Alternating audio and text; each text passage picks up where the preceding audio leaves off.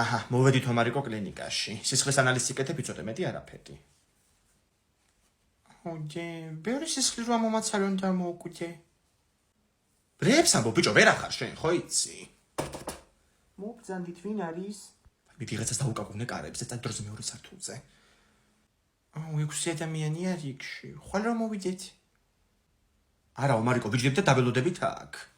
რაო, რადიოლოგია, ტრავმატოლოგია, ვაიმე. უკაცრავად ამ გინეკოლოგს კარები რომ დაუკიდოთ არ შეიძლება, ვერ გავიგე. ბავშვები გვყავს კაცო აქ.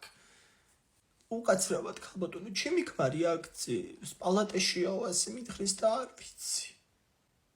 მე თქვენი ჭირი მე ქალბატონო რა, ისე გავზარდე ბავშვს ხაწელი მე არ ვიცოდი ჩემი ქმარი სად იყო და დიდი ამბავი ხარ თქვენი ავადმყოფოში მოძებნოთ რა.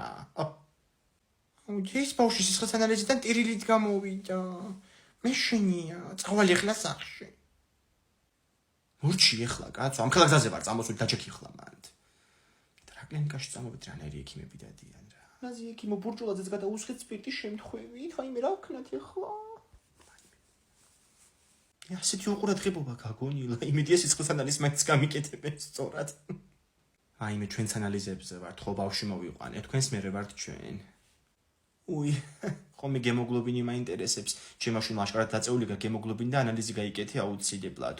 აქ მუშაობს ჩემი შვილიც, ანუ იცის რა. აი რას ნიშნავს პროფესიონალი რა. არის ექიმია თქვენი შვილი. არა, ბუღალტერი არის აქ, ზემოთ მესამეზე. აუი. ხო ანასტასია. ინგა ომარიკომ ტაქსის გამომაძახებინა და მოდის უკვე სახლში, არის ნერვიულო. რა? აი მე გამომეპარა.